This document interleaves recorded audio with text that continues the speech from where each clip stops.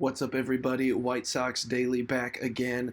I'm Aaron Feely with a little bit more White Sox news. Today, a little bit more depressing than yesterday's as we were coming off a three-game sweep of the Toronto Blue Jays, hoping to keep that home momentum going against the Baltimore Orioles, who themselves just came off of a three-game sweep against the Pittsburgh Pirates. As a fun fact, the Pirates have not swept a Baltimore baseball team in Baltimore in a three-game series since 1893, and that wasn't even the Orioles. It was a completely different franchise. But yes, that number did start with an 18.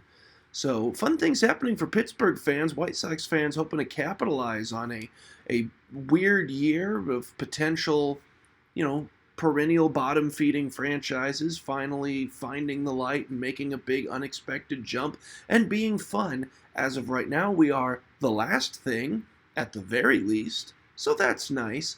Hopefully, we will soon be able to climb our way into kind of the forefront of that sentence. But unfortunately, did suffer a defeat in Game 1 to Baltimore. It was looking there at the end like we might pull a little bit of magic out of our butts. Murakami able to get on base to kind of get that inning going. Vargas ended up getting him, a bit around.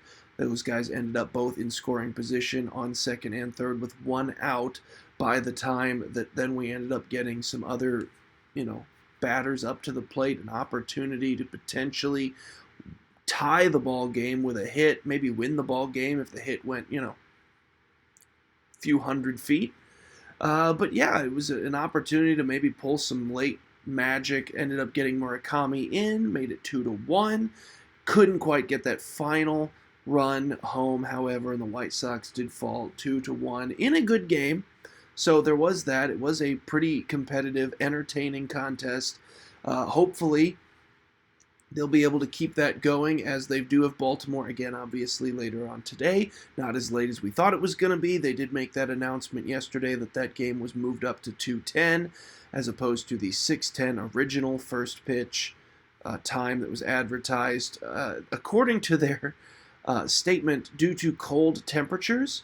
Now, I get that the sun plays a bit of a factor in the real feel, but as far as the actual temperature is concerned, they decided that they won't play at 6:10 because it'll be 34 degrees Fahrenheit, according to my weather app here in Chicago. So instead, they'll start that game at 2:10, where it will be 35 degrees Fahrenheit. So, yeah, kudos, Chicago White Sox. Really just made sure that everybody that had bought tickets to that game expecting to go after work can no longer go.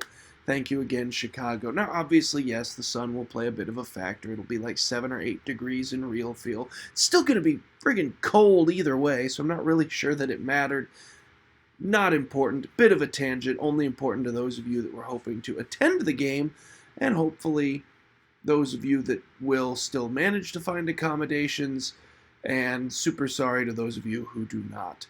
Also super sorry to all of us that were expecting to get more of this Austin Hayes start to the season. He was playing, pretty well to begin the year. He was crushing it in spring training.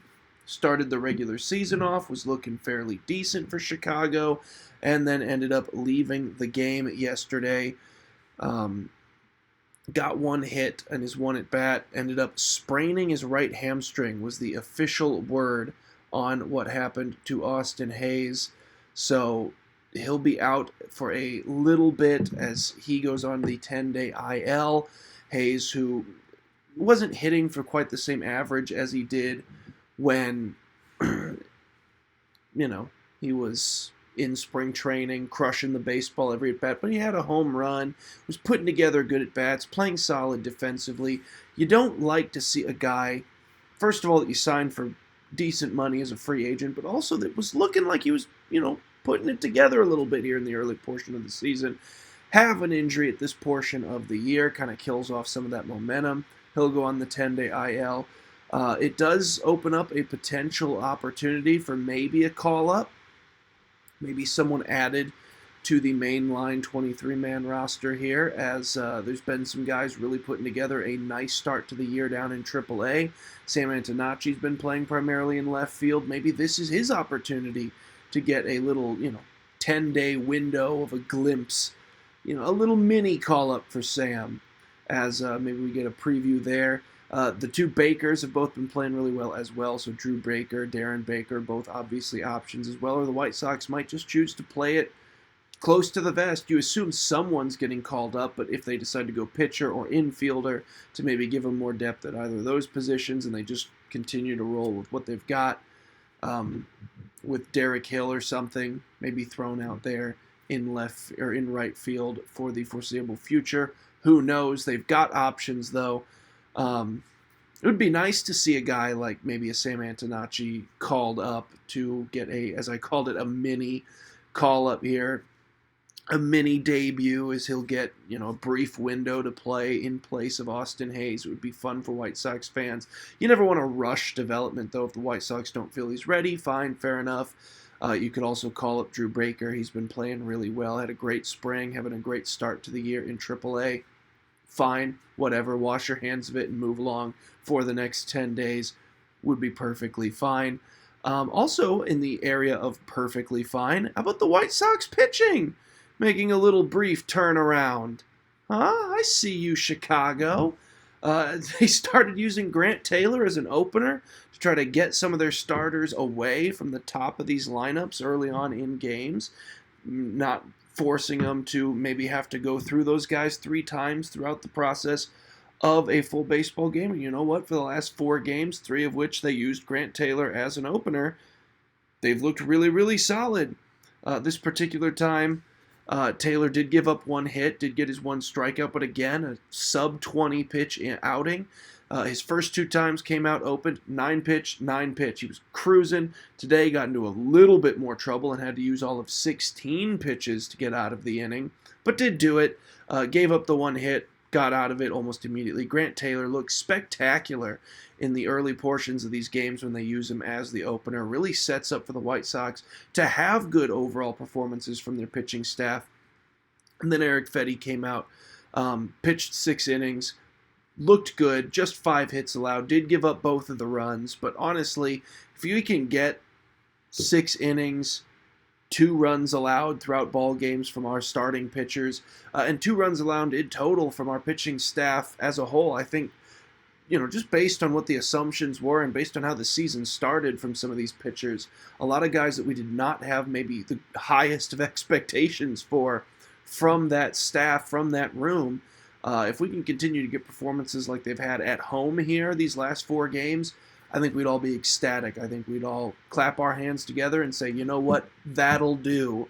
The Chicago White Sox looking to keep some momentum going. Hope to get back in the win column and still maybe potentially get a win in this series if they can win the next 2 here against Baltimore, and just focus on getting back to 500 here, and then you can start to maybe look ahead. Long season, but start to look ahead to, maybe starting to catch the top of this very weak division.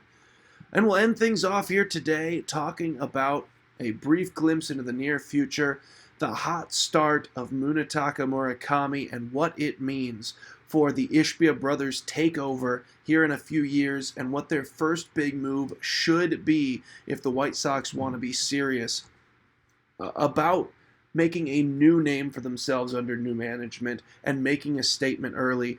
I think Mooney needs to be priority 1, lock him up, and if they can convince Reinsdorf to let him do it now, do it as soon as possible. Don't wait until the contract is up in 2 years.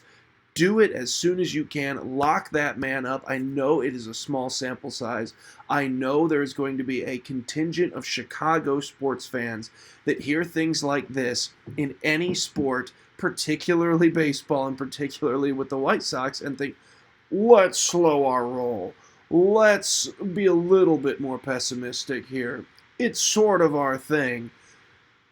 I'm going to say not this time. I think this is an opportunity to maybe get out ahead of the market just a little bit with a guy that is already showcasing that a lot of the weaknesses we all thought were going to be concerns for his game transitioning to MLB. He's answered a lot of those questions early, and he has an opportunity to really continue the Chicago White Sox lineage of great first baseman play, especially kind of since, the late 80s. They've really had great first base play their entire franchise history, but they were on quite a streak there from Frank Thomas right to, Jim Tomei played a little bit at first base, but mostly Paul Konerko, right to Jose Abreu. And there was a brief spell there for a second there between a couple of guys, but it wasn't really that long. And now right into Murakami could be a phenomenal transition there. I say lock him up. I think Chicago has a brilliant future. Now, granted, it is the future. We wish there was a little bit more of the right now happening. But, you look across the sports, the Chicago Bulls are the exception. The Chicago Bears have Caleb Williams, Ben Johnson. The Chicago Blackhawks have Bedard. They're going to have a lot more draft capital this year. And the Chicago White Sox have Murakami to lock up and a great farm system that's looking good early on into this season and the first pick in the draft. I think it is a perfectly acceptable time to start showing a little bit of optimism for tomorrow here in Chicago. But that'll do it for White Sox Daily here today. Let us know your thoughts on, would you sign Murakami right now to that extension, or do you want to wait a little bit longer? How long would you feel comfortable waiting before you try to jump out ahead of this? Or would you wait the full 2 years and make sure that he plays up to his current contract before you'd start thinking about the next one? Let us know in the comments section below. I'll see you guys again tomorrow.